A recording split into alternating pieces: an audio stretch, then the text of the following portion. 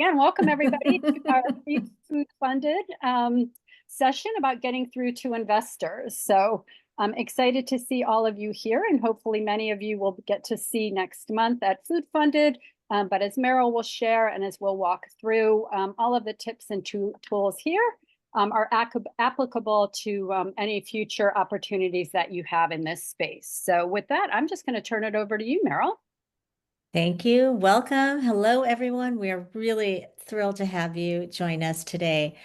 It is always so exciting when we get ready for our annual Food Funded Showcase and to bring our groups of cohorts together, but also some of our past presenters join us as well to really share their exciting news and how they've prepared as well. We're going to cover why this is different than a traditional pitch competition.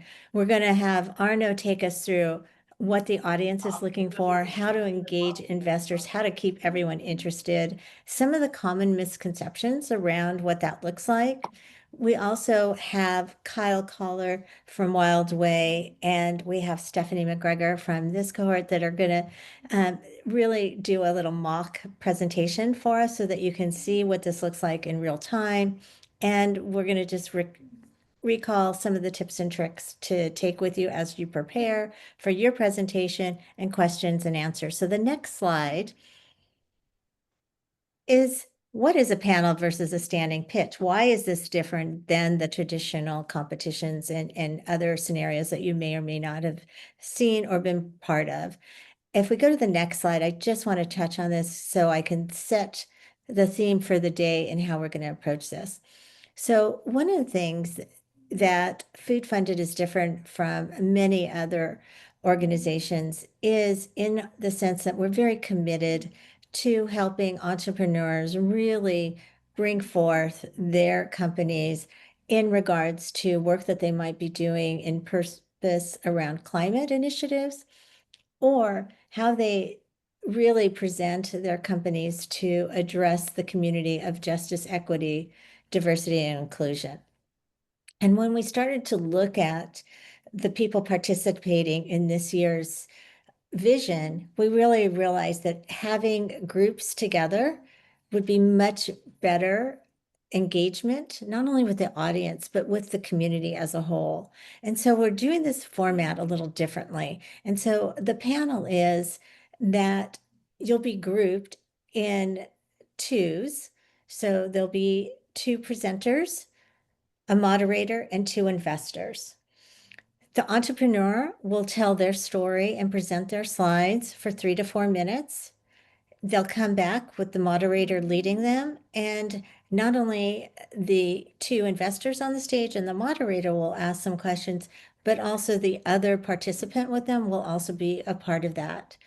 And then the second person will come up and do their presentation and do the same thing. The whole process is about 20 minutes is what we've scheduled. If you go to the next slide, that lays out the format of how this is different, but I'm going to next have Arno take over and take us through what this audience engagement looks like and how to really start the relationship through your storytelling to really bring those people to further ask you questions, particularly the investors or mentors or future purchasers to you after we're done for the day. So Arno, take over for me. Yes, thank you, Mel. Very happy to be here. So a lot of what you will do in preparing for your presentation will, of course, have an assumption who the audience is and who you want to get through. I'll be focusing mostly how to get through investors, but also investors is not just a general group like your customers are segmented. You also can segment investors. And who is expecting you, who usually comes to our events and how do they tick. So next slide. Investors often, like when they put their rational hat on, they would think, okay, what is the strength of the impact that you'll be having? And then what is the ability to execute against that vision? So that's an interesting framework, how a lot of people look at how viable of a business will you be? And different investors like put a different emphasis on those dimensions. Like lots of people think about investors just in terms of venture capital or maybe then friends and families. And yes, VCs definitely want to see more execution impact, and friends and families are a little bit more forgiven. And then, but there are lots of other investors, and they're somehow mixed into our audience. They're like, sometimes we have strategic investors, companies who are investing, family funds, family offices, crowdfunders, and a lot of them are coming to the event also with a very distinct orientation of impact. And by the way, everything is recorded. You will get all this. You don't need to write everything down. I just want to point this slide is just to show you different people look for different things.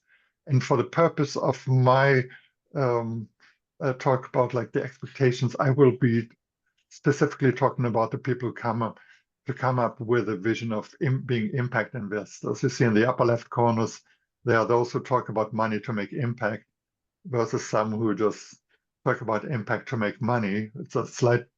There's a good overlap between those groups, but you should know who you're talking to because they're like motivated by different things that you say.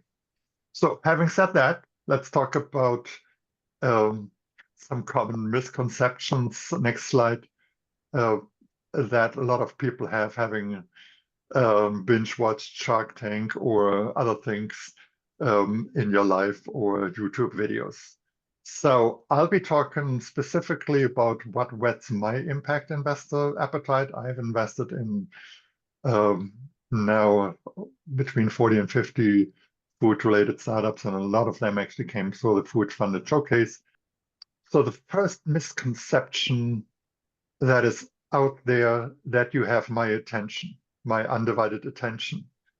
That would be nice, but the reality, it's not. Because what you do is probably the most important thing in your day. You're getting up on stage. For me, that's a very busy day with plenty of distraction. Maybe your presentation is the most important presentation that I'm going to see all day, but you need me to get there. So the key is plant a hook with just a few key points, just a few really bold visuals. You need to smack my senses a little bit to get my attention. Not like big collages or lots of bullet points. That will just distract me from trying to listen to you if I have to read too many bullet points, but a strong visual will grab my attention. So make sure your visuals attract me, and so I'm not looking at the squirrel that may somewhere be in the room. The next preconception is that I'm interested in the details of your execution house. How many doors and when you got into Kroger's in 2 years or those kind of things. I am foremost interested into why, in your why you, what makes you so committed to what you're building. The why at the beginning is so much more important than the how. The why gets me interested in your house, but don't skip this, like, what is your personal why? A common misunderstanding is that I want to see slides with big bubbles that you're addressing a market of 3.5 billion or 1.2 billion. I cannot tell this apart.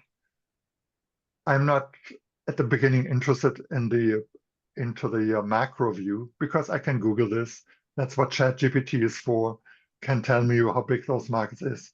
And I know that you can Google it and find it out too. I want to understand what is the micro view. What is your customer interested in? What unmet needs are you addressing? And what are their preferences? How do they compare you to others, and why do they pick you? And who are your preferred customers? If your preferred customer or your initial customer is everybody who wants to live healthy, I suggest go back to the drawing board and be a little bit more specific. So who is the customers? their unmet needs and why do they pick you. A misconception is that I want to see all the numbers and details in your first presentations, and I want to have a forecast of your cost structure and how this will roll out. That is inappropriate for a first date. This would come. You should have a vision of your numbers, but that is for a later conversation. What I would want to see is just like a glimpse of your overall big picture game plan. What mountain do you want to climb? And it doesn't have to be Mount Everest, like in this case.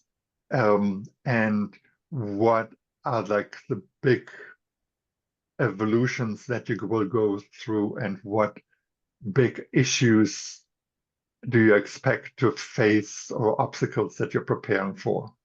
But just a glimpse of like the big outline, not detailed numbers, which I won't be able to read anyway. And then the last big misunderstanding, I will not make a decision about my thumbs up or thumbs down for your investment just on your first minutes. I will not decide if I want to invest in you. The decision that I will make is, do I want to talk to you more? Do I have more questions? Do you left more desired to be questions and issues to be desired than I want to talk to you? So this is just a teaser that you're giving me. You want to leave questions open. If I don't have questions open, why would I want to talk to you? Just structure it as a teaser. Don't think it's the entire story that will make me want to invest in you. And the most important thing in that context, and then I'll hand it back, is in those 5 minutes, you need to get to my emotional self. Investors are not that rational beings as you think they are. You need to get to my emotions first. It's like with your why, understand your customers. Right. That's really what makes me want to talk to you. Fantastic. As somebody said in the chat, we're pitching without pitching. And again, this is a story, right? We want this engagement. We want this to be something that, again, you take with you no matter where you are, whether on another panel or in future conversations on how to assess the audience you're with, but also building relationships. And so I'm really excited that Kyle and Stephanie were willing to take on very last minute our approach to how do I tell a good story and also ask for something. And so we're going to start. As I said, I want to introduce Kyle Collar to you. He was our lead participant and so much excitement around what he was doing last year. And he's back here to share it again with us now. So I'm going to invite him up on the screen. And computers. Well, thank you for that introduction, and I really appreciate that. And so, my name is Kyle. I'm the founder and CEO of Wildway. We're a 13-year-old company based in San Antonio, Texas, and I'll talk a little bit about who we are and the problems that we're solving, and how we plan to solve them, and why Wildway is a fit to do that. And so, in a nutshell, Wildway is a food manufacturer, works with farmers, growers, and producers to increase demand for regenerative and organic crop systems through manufacturing and processing. So we kind of exist in this middle of the supply chain. We do manufacturing and processing. We also have a consumer side to the business as well. So essentially we're running kind of two different businesses. We're a processing, manufacturing, co-packing facility with a consumer branded arm of the business as well. And the problems that we're solving really in our food system I see are twofold. I see the first one has to do with how we grow our food and the concepts that we use to grow it. First off, the way we grow, food production today produces massive emissions. It's estimated about 26% of all greenhouse gas emissions come from food production. Some estimates have this as high as like 30, almost 40%. And so we're creating a lot of emissions with the way we're currently growing food today. The second issue I see is that we're using it in the wrong way. And so 60% of the food that's grown in the United States is grown on monocultural farms and industrial farming systems and is used for ethanol and animal feed. It's food that we don't even eat. More than half the food we grow, we don't even eat, and we grow it in a way that's harming our planet.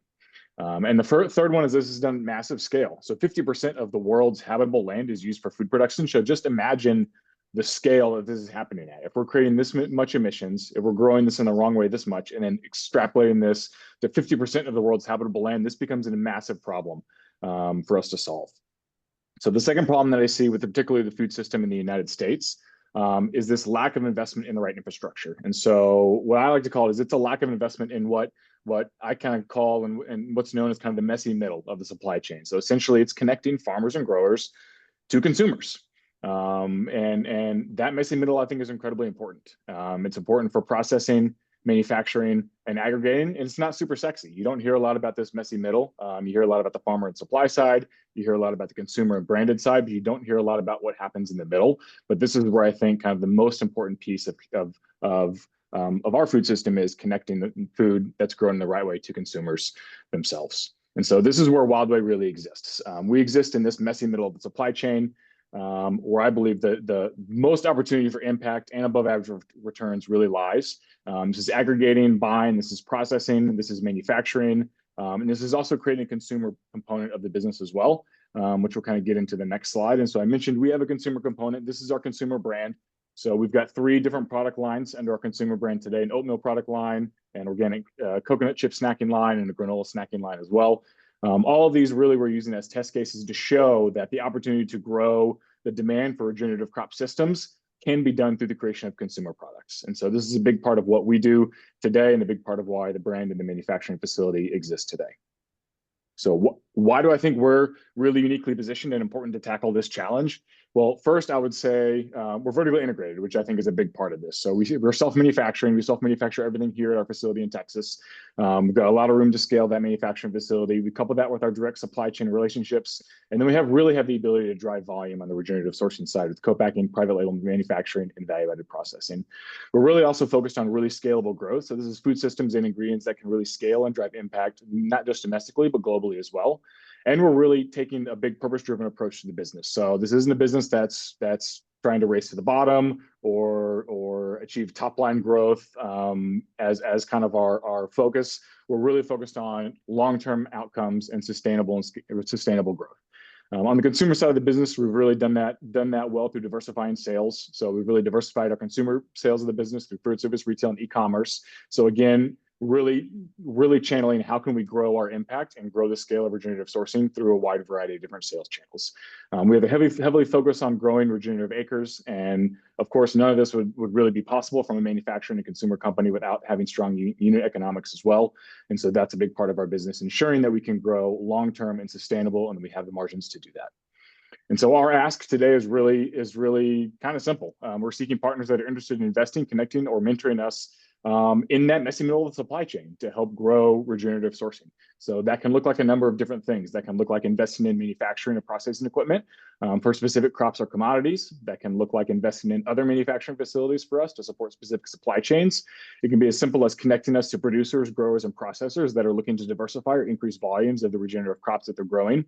That can look like connecting us to producers, growers, or processors that are looking to build consumer product lines. So we've seen this big wave of processors and growers that want to build consumer product lines. We've got over a decade of experience doing that. And so that's something that we can use our vertical integration manufacturing facility to help grow. And lastly, that can be as simple as just mentoring us to help determine how we best should continue to build our supply chain, processing capabilities, and consumer product lines as we grow and scale. And so really to sum it up, I truly believe that if we're going to solve this problem of regenerative sourcing and how food is growing, then we really have to make a big investment in this messy middle of the supply chain to connect all the farmers, growers, and processors that are growing it to the consumers that are eating it. So thank you all so much for having me today, and thank you all for your time. Yay, fantastic, Kyle. That was a wonderful start to our conversation. And Arno and I are going to ask a few questions and give a few pointers. But first of all, just on the overall telling a story, that was pretty seamless, which is why we were so excited to have you here. And I hope everyone got the sense of what that looks like. So Arno, let me put this over to you, and then I will jump in after.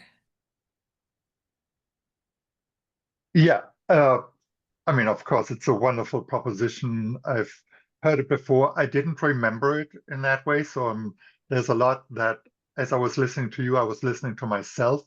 What's my impression? hearing this from you. I had my interest really peak up once you started talking about the messy middle. And that messy middle, bring this up like even in the first two or three sentences, saying it's like we are all about like addressing something that doesn't receive a lot of spotlight, it's not sexy, it's the messy middle, and I let you know what's missing and what's messy and how we address it. That just would get my attention level, as I was like following my attention meter a little bit up there right now, because you have a strong proposition about the messy middle. That's one comment. And the other thing is like when I saw both the slides with the why Wildway and the and also the ask were like word text only slides. And I think these are like when you, for example, talk vertical integration, we're talking about farmers and growers. I would love to see a picture of the farmers and growers that you work with. That just makes the vertical integration from a like very brainy concept into something that I'm really saying, okay, Kyle is working the messy middle to those farmers. So whatever you do with your slides, see if you can say it with pictures and with less, the words come out of your mouth, right? But see if you can do it with a picture. So these were the only 2 points that I thought, and but I'm a big fan of it, and I think everybody understood that your CPG products are a test case, and that came over really nicely. And I have to agree, you know, with the simplicity and the visuals, even where you were listing the why Wildway, you had the icons, which were great, but there was still a lot of words and you did address those. And I think also it'd be nice to have a picture of like inside your facility since you're manufacturing. I don't think people always get to see that.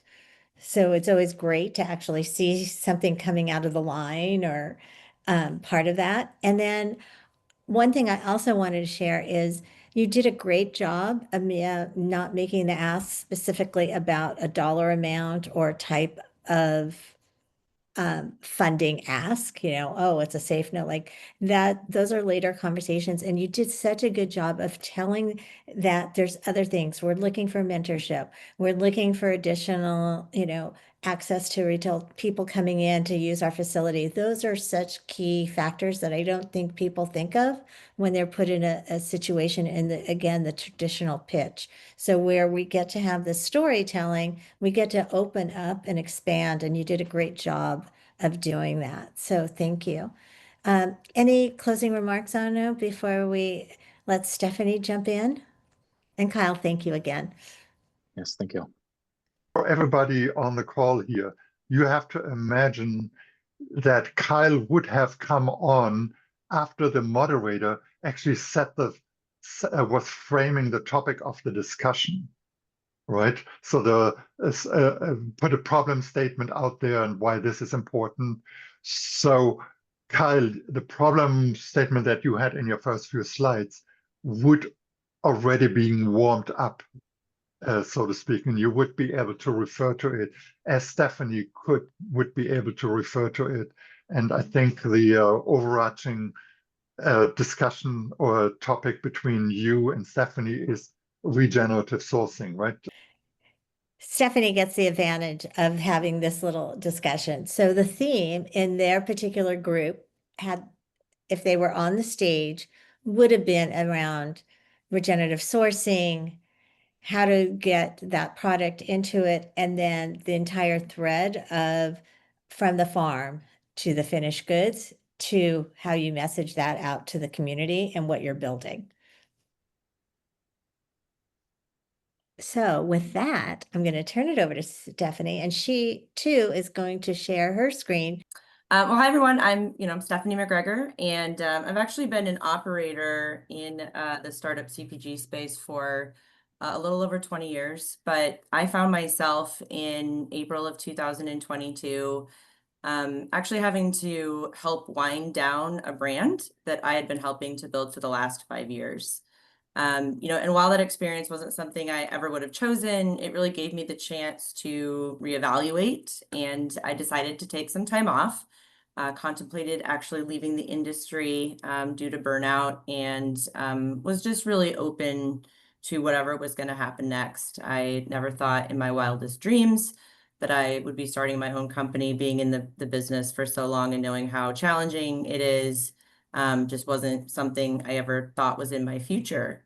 But I ended up taking a trip to Baja, Mexico during that time, and the Airbnb property that we rented had a moringa tree growing there, and the host talked nonstop the entire time we were there about just the wealth of personal and planetary benefits of moringa, which is a plant that I had never heard of before, even after being in the industry for over 20 years. So as I learned, moringa is one of the most nutrient-dense plants on the planet, gram for gram. It is a complete plant protein, so it has all 9 of your essential amino acids. Studies have shown that it can help regulate blood glucose levels. It is a source of caffeine-free energy. It's naturally adaptogenic and nootropic. But in addition to all those personal benefits, it is drought tolerant, it's 100% viable, and it's fast growing. Which is incredible as we look to how do we future-proof our food chain and food supply against the issues related to climate change. So needless to say, I became inspired, and Ringa was launched really in 2023. We only had 1 flavor. We did commercialize 2 additional flavors just last summer, so really only been around for a very short time. But we really launched to help address, 2 of the major issues in our food system. The first being, how do we, invest in plants and solutions that are going to have resiliency as the planet continues to warm. But the second really is the chronic health epidemic that we're facing in this country.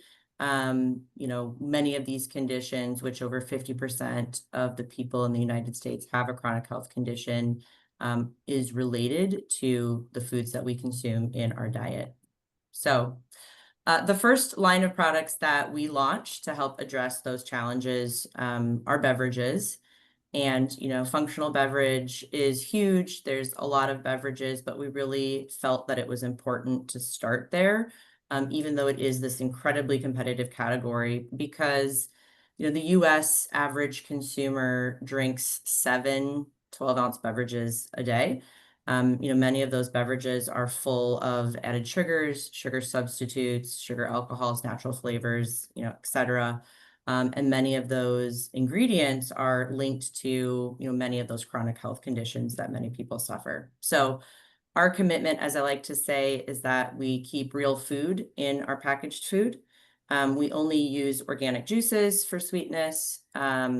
Obviously, we have moringa as our hero and functional ingredient, with all of the naturally occurring benefits for both personal, and planetary that come along with that.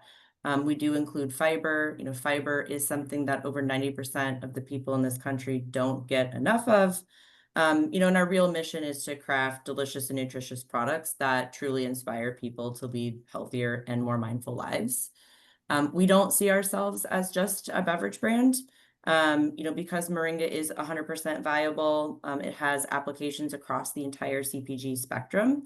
So as we look at launching new platforms, extending our current product line, we are looking at partnering with the first regenerative organic certified moringa supplier. And, we really see ourselves as an advocate. We are a branded product. We're not growing our own ingredients right now. We do source locally, but, we see ourselves as a megaphone and an advocate for this incredible plant and how it can be incorporated, into the products we consume in our daily lives, ultimately making them, truly better for people and planet. Again, we're just starting to scale, just launched really last summer, but are gaining traction. We've largely been self-funded and bootstrapped up until now. Looking at launching, more retailers, that does require capital, it requires resources to help build inventory, support at the shelf, expand our team. I'm a one-woman show, literally wearing all the Ringa hats. So looking at expanding our team. And then, we really need to invest in marketing and awareness. Moringa is still relatively unknown, although, it is gaining momentum, every day with the rise of functional ingredients and just the conversations that are happening, around the MAHA movement. And of course, we want to be able to continue to focus on and source the highest quality ingredients that we can, as we continue to help solve, some of the challenges and make the best tasting products that we can. Yay, fantastic. Thank you, Stephanie. That was wonderful. And I'm going to give my feedback after I let Arno take his, but just one quick thing I want to say that both you and Kyle did really well is each of you had a slide where you had your call outs for some of your standalone certifications and things that you claim. And I really appreciated that was not a major focus, but it was visible, right? So when we talk about visuals, I think that those are important things because people do care where their food comes from and they want to know how that's validated. So anytime you show that, and it's a big commitment financially for brands to invest in that. So it's nice to see the call out in a very simple, clean way that both of you did at the bottom of those slides. So I just wanted to throw that in before I toss this over to Arno. Thank you, Stephanie. Thank you, Meryl. I'm a little bit uncomfortable at getting the license to mansplain here, but I'll do it anyway. So I think visually your presentation is stunning. It does make me want to come by and try the product after the next chance that I have when there's the break in the event. So that purpose, which should be the main purpose, and I want to talk to you more, is, I think, accomplished. There are a few things that I would like to see more, and maybe some that I would like to see less. On the one thing on the more side, when you said you're going to work with regenerative organic certified moringa suppliers, that made me curious about who is it, where is it. These are people, how do those people look like? That's a good opportunity for a picture, right? So that you actually, if you know them, if you have talked to them, feature that you're already in contact with them. So that is definitely that I want to see. Then there are a few slides, especially two, they had like a little bullet inflation on them. They had strong messages on it, and the visual of the moringa plant was good, and the visual of your can is good. But explaining moringa, you had like different hierarchies of bullet points on the left and on the right side. Just pick 2 or 3 keywords and the rest will come out of your mouth. Because whenever you get me into a situation where I'm thinking, should I listen to you or should I try to read this now? Anxiety is growing in me, and that anxiety is not working for you, right? Just have me focused on the words that come out of your mouth and just have like maybe 2 or 3 keywords or pictures that actually support your message, right? This is at your booth, you can have a handout with the bullet points that people can take home. But in the 5 minutes or 3 or 4 minutes where you do your introductions, I don't want to read that much on the screen. The same thing was also when you were talking, the one with the can and the one explaining what moringa is. And then one last comment that I would advise you probably to do a little bit different. I love your why story, how you ended up going into this. We want the authentic why, but the way how you started with the why was a little bit like on a downer side of things.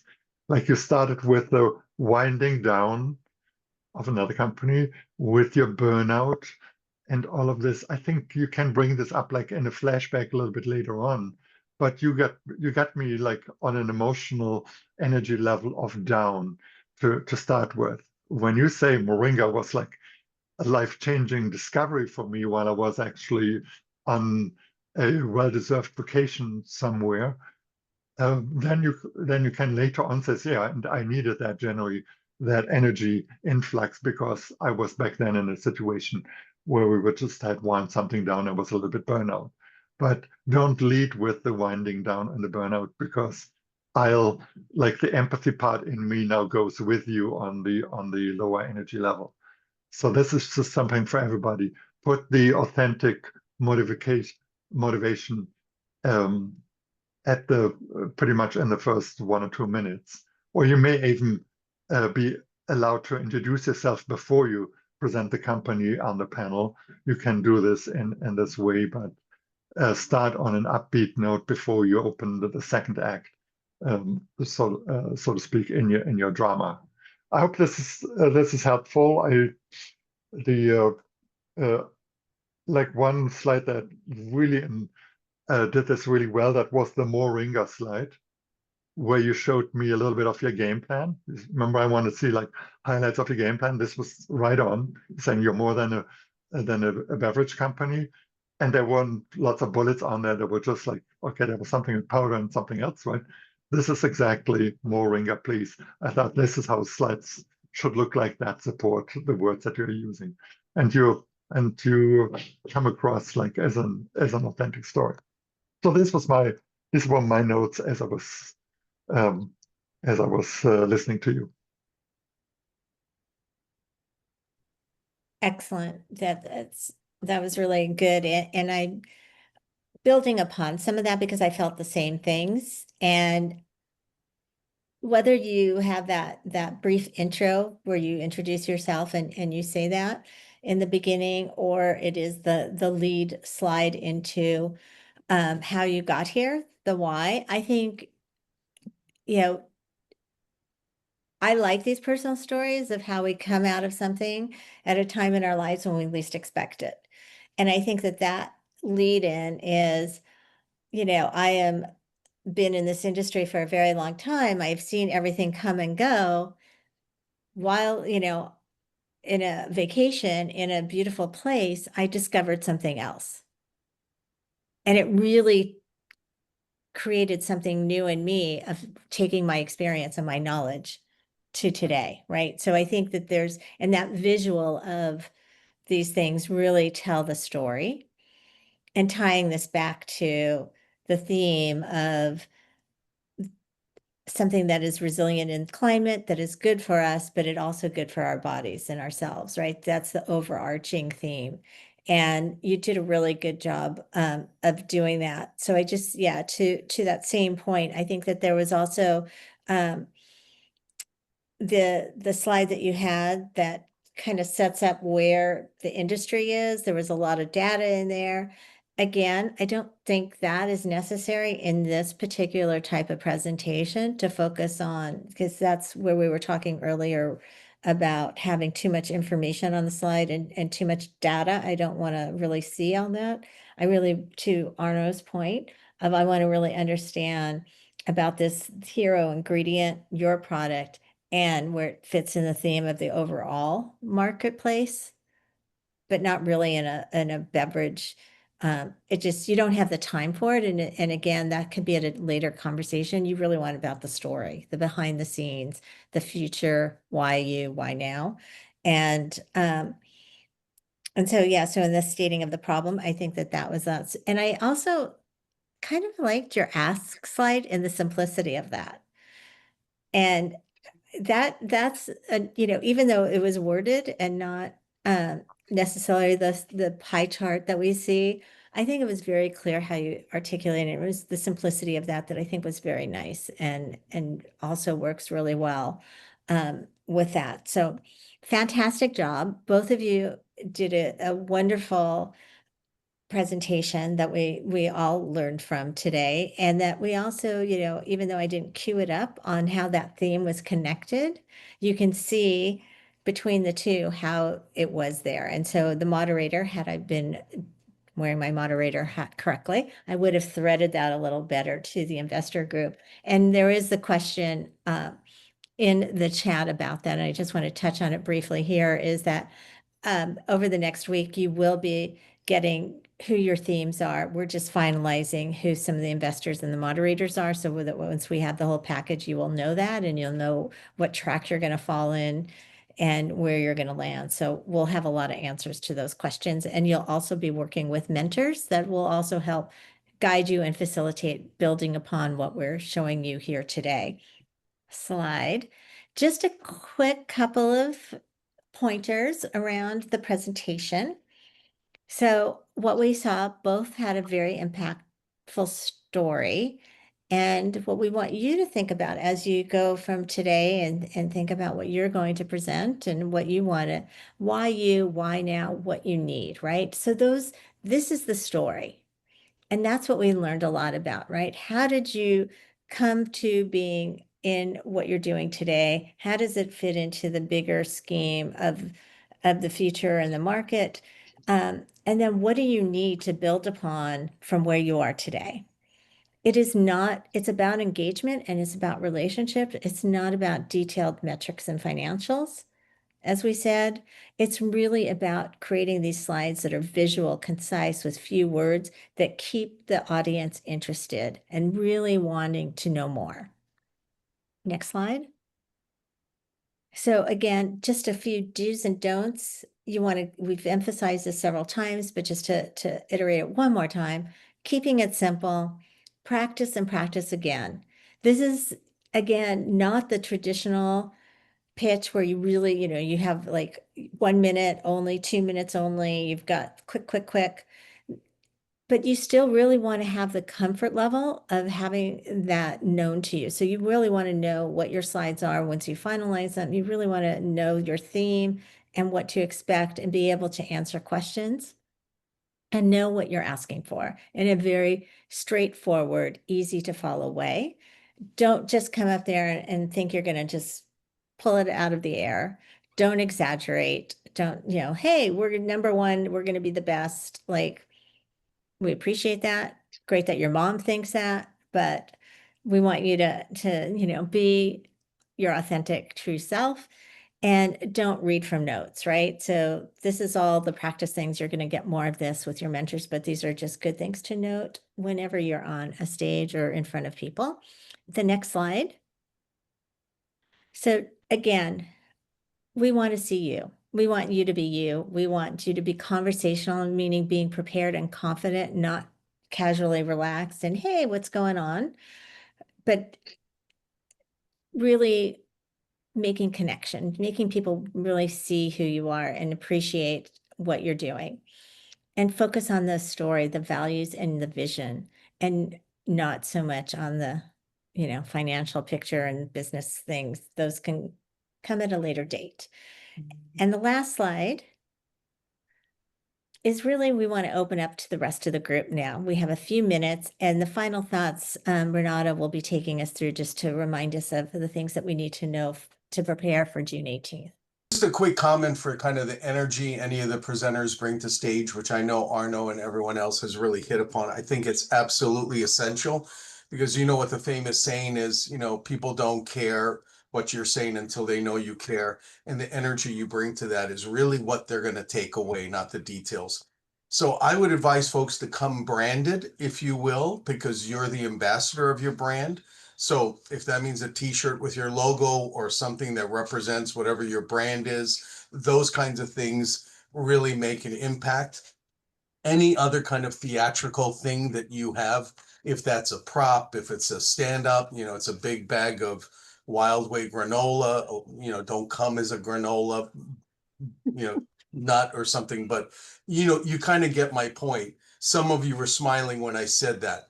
That's it. You're hitting right to the emotional reptilian brain, right past all the other filters, the distractions. The iPhone is going to come out with people. So keep them engaged. Remember that it is a bit of a theatrical performance. Watch how you speak. Don't run on, practice it beforehand. Like, as Merrill said, not from your notes, but tone, inflection, all of those kinds of things, great. And I think the last time we did this a few years ago, there were a couple of videos that Arno mentioned, like go watch how Steve Jobs introduced the iMac or the iPhone or things of that sort, right? So anyway, that's it. Thank you. Mahalo. Thanks, Wavin.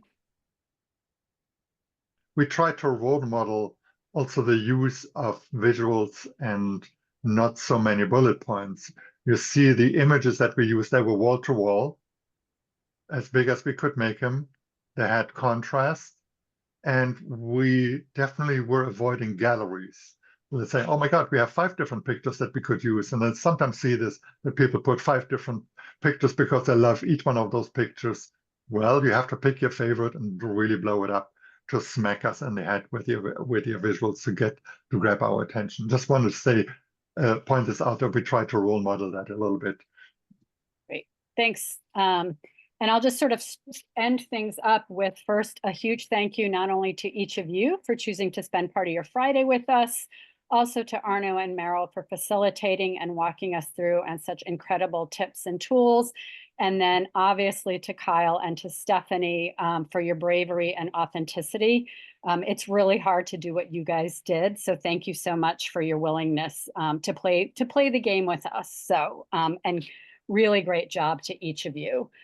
So I think everybody on this community or with us today can tell that Food Funded and the Slow Money community really is about relationships first and about community. And so there's a number of different ways to engage with us. Food Funded, obviously, on June 18th is one perfect way. We always talk about Food Funded being kind of the start of that relationship and not the end game and sort of the end goal. There are other things throughout the year that we offer as a community. We have other entrepreneur meetups and investor meetups. Also, FarmFest will be happening towards in the fall. We don't have a confirmed date yet, but for those that missed the deadline for potentially applying for Food Funded, that deadline has passed. So we're not in a position to accept any new presenters there. There will be other opportunities to engage. And for those that will be joining us as presenters on June 18th, you will be hearing, as Meryl and Arno had said, probably way more than you want from me over the coming weeks about next steps, about connecting you with mentors, about sort of logistics, administrative details, et cetera, just to make sure that you all feel like you're ready to go. Everybody does want to see you all succeed. So for those that haven't registered for the event that are still interested in potentially joining us as an audience member, I think if you go on to the foodfunded.us website and you can input the code community, that'll give you a discount code for the event on the 18th in Berkeley.